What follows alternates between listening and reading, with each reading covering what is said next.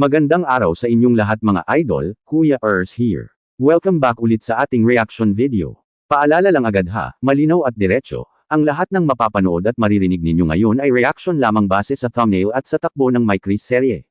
Wala itong kinalaman sa personal na buhay ni Mikoy at Krista, at lalong wala tayong inaakusahan o pinapasaringan na totoong tao. Story, serye, at reaksyon lang tayo dito mga idol. So kung handa na kayo, simulan na natin. Pag tiningnan pa lang natin ang thumbnail, ramdam na agad ang bigat at excitement ng paparating na part 22. Yung tanong na, Mikoy hinahanap si Krista, ay sapat na para magpatigil ng scroll ng kahit sinong My Chris supporter. Kasi kung babalikan natin ang mga nakaraang parte, malinaw na may pinagdadaanan si Mikoy, hindi lang simpleng pag-aalala, kundi yung tipong may kulang sa araw niya kapag wala si Krista sa tabi niya. Kaya natural lang na magtanong ang mga manunood, hinahanap na ba talaga niya si Krista hindi lang bilang kapartner sa serye, kundi bilang taong mahalaga sa kanya. Dagdag pa dyan ang mas lalong nagpainit sa usapan, tatay ni Krista may revelasyon. Ito yung klase ng linya na hindi basta-basta ilalagay kung walang lalim ang mangyayari. Sa kwento ng My Chris, laging may papel ang pamilya, lalo na ang mga magulang, pagdating sa desisyon, damdamin, at direksyon ng buhay ni Krista. Kaya kung may revelasyon ang tatay niya, hindi ito basta chismis lang, posibleng ito na yung turning point na magpapabago ng takbo ng kwento. Pwedeng may mabigat na dahilan kung bakit kailangang lumayo si Krista, o kaya naman may katotohanang matagal ng tinatago na ngayon lang lalabas. At syempre, hindi mawawala ang tanong ng lahat, My Chris supporters handa na sa posibleng. Dito pa lang, makikita mo na kung gaano kalakas ang kapit ng serye sa emosyon ng mga nanunood. Hindi lang kasi ito simpleng kilig-kilig. Nandito yung takot, yung excitement, yung kaba, at yung tanong na, mas magiging matibay ba ang My Chris pagkatapos ng part 22, o ito na yung parte na susubok talaga sa kanila. Ang ganda ng pagkakakonstruct ng idea kasi hindi ka binibigyan ng sagot agad, pinapaisip ka muna, pinapa-feel ka muna. Kung titignan natin ang mga facial expression sa thumbnail, may sinasabi agad ang mga mata. Si Mikoy, may aura ng paghahanap at pag-aalala, parang hindi mapakali, parang may hinahabol na sagot. Si Krista naman, kalmado pero ramdam mo yung lalim, yung tipo ng ngiti na may tinatagong iniisip. At yung presensya ng tatay ni Krista sa kabilang side, nagbibigay ng bigat at autoridad sa posibleng revelasyon. Hindi ito basta dagdag character lang, ito yung tipo ng karakter na kayang mag-shift ng buong istorya. Maganda rin dito, idol, yung approach ng serye. Hindi siya pilit na ginagawang sensational. Hindi sinasabing, hiwalay na, o, tapos na. Ang sinasabi lang ay malapit na, posible, handa na ba kayo? Ibig sabihin, nirerespeto pa rin ang emosyon ng supporters. Binibigyan tayo ng oras para ihanda ang sarili, para namnamin yung kwento, at para mas maintindihan ang mga desisyon ng bawat karakter kapag dumating na yung part 22. Sa punto na to, masasabi ko na maayos ang pacing ng kwento. Hindi minamadali, hindi rin pinapahaba ng walang dahilan. Lahat ng detalye, may binubuong anticipation. At bilang reaction channel, masasabi ko talagang effective ito, kasi napapaisip tayo, napapahinto, at napapaabang. Iyan ang sign ng isang seryeng may puso at direksyon. Pagpasok natin sa segment 2, mas lalong yumiigting ang emosyon dahil dito na pumapasok ang mas malalim na kahulugan ng posibleng mangyari sa My Chris part 22, at hindi na lang ito simpleng tanong kung nasaan si Krista, kundi kung bakit siya kailangang hanapin at ano ang magiging epekto nito kay Mikoy at sa buong kwento winking phase.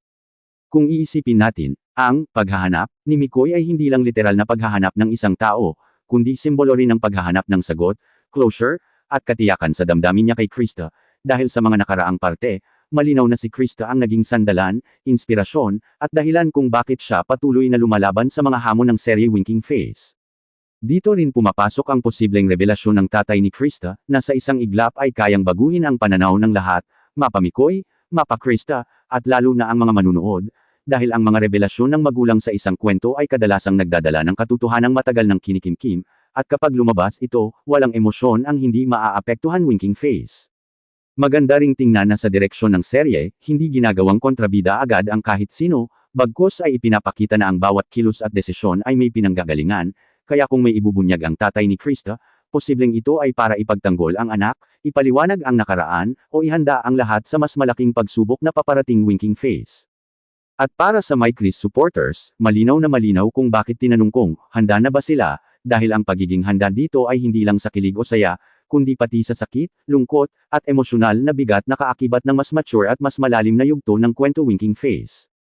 Kung titignan natin si Mikoy sa ganitong sitwasyon, makikita ang growth ng karakter niya, mula sa pagiging carefree at minsang pabiro. Ngayon ay mas seryoso, mas maalalahanin, at mas handang harapin ang katotohanan kahit masakit, basta't para kay Krista at sa kung ano ang tama para sa kanila winking face.